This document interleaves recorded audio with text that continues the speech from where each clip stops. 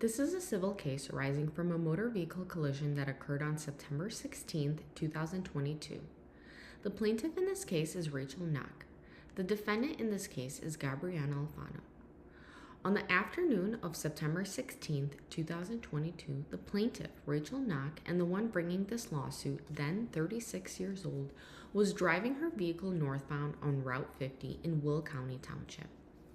As Rachel traveled on Route 50, she approached the intersection of North Peatone Road.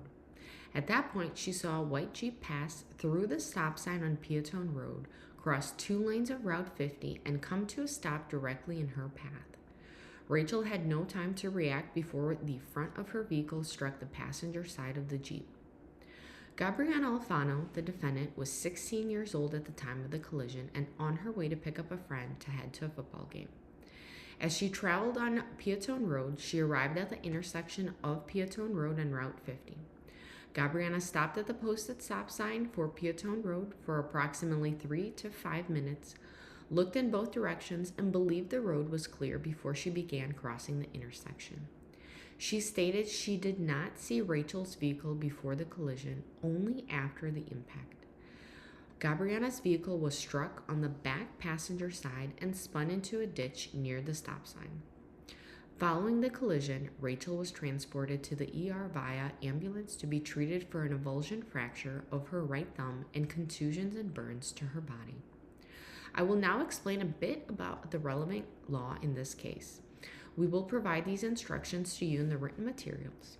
The plaintiff is Rachel Knock, who alleges that Gabriana Alfano, the defendant, is liable for damages as a result of her negligence in that she disregarded a stop sign at an intersection in violation of 625 ILCS 5/11-1204, failed to stop before entering the intersecting roadway in violation of 625 ILCS 5/11-904C, failed to decrease the speed of her motor vehicle as necessary to avoid colliding with any person or vehicle on the highway in violation of 625 ILCS 5/11-601, approached and entered the intersection at a speed greater than was reasonable and proper with regard to traffic conditions and the use of the highway in violation of 625 ILCS 5/11-601, failed to slow to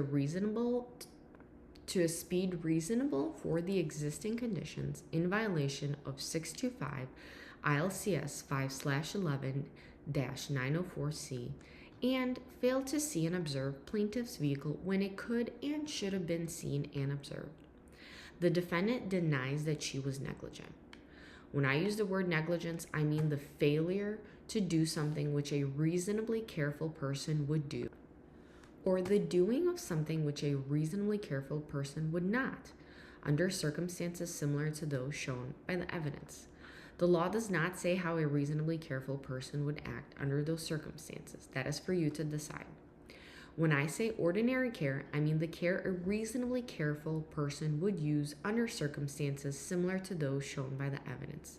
The law does not say how a reasonably careful person would act under the circumstances of this case. That is for you to decide. The law in Illinois states that every driver of a vehicle is required to stop and yield the right of way before entering an intersection controlled by a stop sign, and give the drivers on the preferential roadway the right of way over vehicles entering from a stop sign.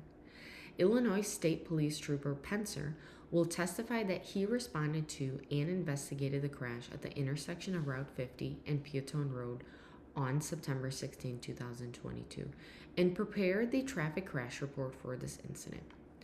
Officer Pencer will testify that based on his investigation, the primary cause of the crash was Gabriana's failure to yield the right of way, and that a contributing cause was driving skills, knowledge, and experience. He will further testify that he listed Gabriana as Unit 1 on the crash report, which is the at-fault party. Your job in this case will first be to determine whether Gabriana was negligent in causing the collision. Similarly, you must determine whether Rachel Knock was contributorily negligent in causing the collision. If you find that Rachel's contributory negligence was more than 50% of the total fault, then your verdict shall be for the defendant. If you find that Rachel's contributory negligence was 50% or less of the total fault, then your verdict shall be for the plaintiff. Next, you will hear from the plaintiff regarding their anticipated evidence. You will then hear from the defendant. Again, neither party is allowed to make up evidence. As such, if you were told that a witness will testify to a certain fact, you can rely on that statement as if it were true.